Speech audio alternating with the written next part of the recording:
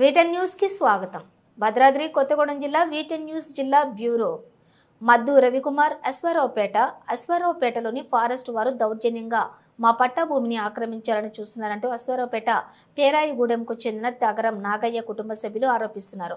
Aswaraopeta ring రోడ్డుకు ఆనుకొని ఉన్న 1167 సర్వే నంబర్లో మా తాత ముత్తాతల దగ్గర నుండి వారసత్వ ఆస్తిగా సక్రమించిన మా భూమిని ఫారెస్ట్ వారు కాజేయాలని దురుద్దేశంతో 200 మంది ఫారెస్ట్ అధికారులు మా భూమిలోకి ప్రవేశించి ఇనుప కంచెలు, గిన్నెలు, తడికెలు, వ్యాపార సముదాయంలోని పశువులన్నింటినీ బలవంతంగా తీసుకుని వెళ్లి ఫారెస్ట్ ఆఫీసులో ఉంచారని, మాకు కోర్టు ఆర్డర్లు అలాగే జడ్జిమెంట్లు సైతం ఉన్నాయని చెబుతున్నా వాటిని ధిక్కరించి మమ్మల్ని ఇబ్బందులకు గురి చేస్తున్నారని, ప్రభుత్వ ఉన్నతాధికారులు మా భూములకి అక్రమంగా ప్రవేశించిన వారిపై తగు చర్యలు తీసుకుని మాకు న్యాయం చేయాలని తగరం నాగయ్య కుటుంబ సభ్యులు కోరుతున్నారు. శుక్రవారం రింగు రోడ్డు సెంటర్లోని 1167 సర్వే నంబర్ భూమిలోని తగరం నాగయ్య కుటుంబ సభ్యులు విలేకరులతో మాట్లాడారు. మా తాత తండ్రుల నుంచి ఈ భూమిలో ఉంటూ పట్టా హక్కులు కలిగి ఉండి కోర్టు జడ్జిమెంట్లు సైతం ఉన్నాయని, ఫారెస్ట్ డిపార్ట్మెంట్ వారు వారికి ఎటువంటి హక్కులు లేకపోయినా మా భూమిని ఆక్రమించాలని కుట్ర చేస్తున్నారని అన్నారు. అటవీ శాఖ వారి దగ్గర ఎటువంటి పత్రాలు లేకపోయినా రోడ్డు విస్తరణ పనుల్లో ఫారెస్ట్ చెక్పోస్టు కూల్చేయడంతో ఇప్పుడు మా భూమిలోకి వచ్చి ఇది మా భూమి అని అంటున్నారని, కానీ ఎటువంటి హక్కు పత్రాలు కూడా చూపించడం లేదన్నారు. ఈ నెల 18వ తేదీన హైకోర్టు స్టేటస్ కో కూడా ఇచ్చిందని, కానీ అటవీ శాఖ అధికారులు కోర్టులను సైతం లెక్క చేయకుండా సుమారుగా 200 మంది మాపై దౌర్జన్యం చేస్తూ భయభ్రాంతులకు గురి చేస్తున్నారని, జిల్లా ఫారెస్ట్ అధికారి సైతం అశ్వారావుపేట వచ్చి స్థానిక అధికారులతో మాపై దౌర్జన్యం చేయిస్తున్నారని తగరం నాగయ్య కుటుంబ సభ్యులు తమ ఆవేదన వ్యక్తం చేశారు.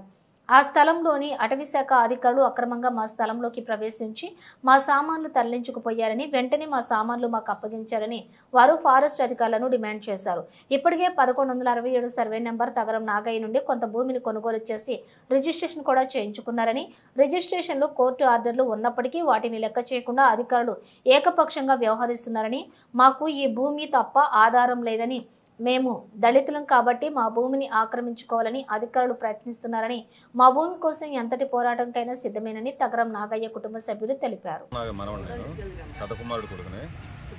మా తాతగారు పట్టాదారు పేరు మోసింది కాబట్టి మా నాన్నోళ్ళు అంత మాత్రం ఏలు ముందుకు నాన్న పాటలు పడుకుంటా జీవితాంతం వెళ్ళేస్తున్నారు. అయినా అప్పుడేం గుర్తింపు రాలేదు.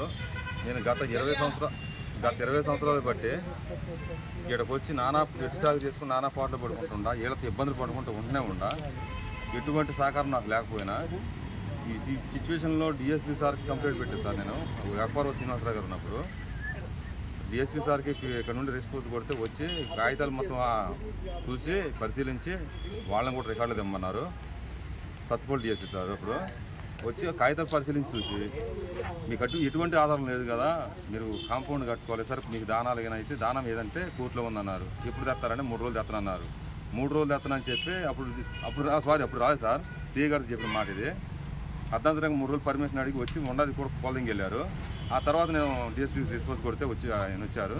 అప్పుడు నా కాగితాలు పరిశీలించి చూసి ఎఫ్ఆర్ఓ శ్రీనివాసరావు గారిని, గార్డు రమేష్ గారిని వార్నింగ్ ఇచ్చేళ్ళారు. మీకు ఎటువంటి ఆధారాలు లేవు, మీరు ఇన్ని సంవత్సరాలు మీకు దానం ఉందన్నారు, దానం తేలేదు, అర్ధాంతం కూల్చారు అని చెప్పి చీఫ్ గార్డులు పెట్టారు.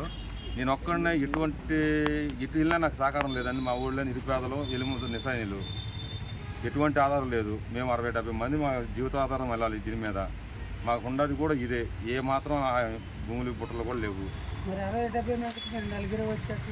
ఉన్నారండి మా ఫ్యామిలీలో మొత్తం లేడీసేనండి.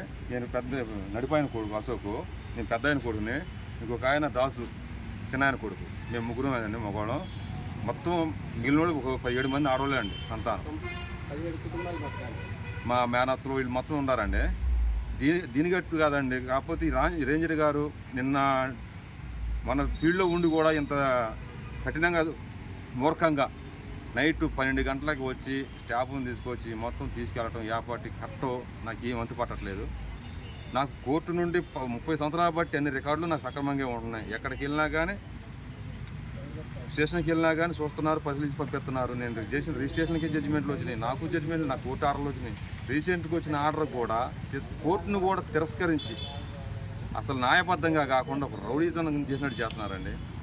వాళ్ళే షాప్ పరంగా 100-150 మంది వస్తున్నారు, మేము 5 ఉంటున్నాం. ఏం చేయాలి, మా సామాగ్రి గొడ్లు బట్టలు కొండలు వండుకునే కొండలు మెస్సులు మొత్తం తడిలతో పాటు తీసుకెళ్ళిపోయారండి. అడిగితేనేమో పంపిస్తలే అంటున్నారు. ఇది ఒకటి మళ్ళీ ఎవరో కాంప్లికేట్ నామే పెట్టి ఎంఆర్ఓ దగ్గర పర్మిషన్ తీసుకున్నారో ఎందుకు వస్తున్నారో కూడా అర్థం కావట్లేదు. నాకు వచ్చిన ఆర్డర్ ప్రకారం అయినా కోర్టుకి వెళ్ళట్లేదు. ఇది కోర్టు తిరస్కరించడం వల్ల నాకేమన్నా బాధ కలిగిద్దని భయంతో నిద్ర కూడా పట్టట్లేదు. నా ఎందుకు దయించి కొద్దిగా మీరు సపోర్ట్ చేస్తారని మనసారా కోరుకుంటున్నాను.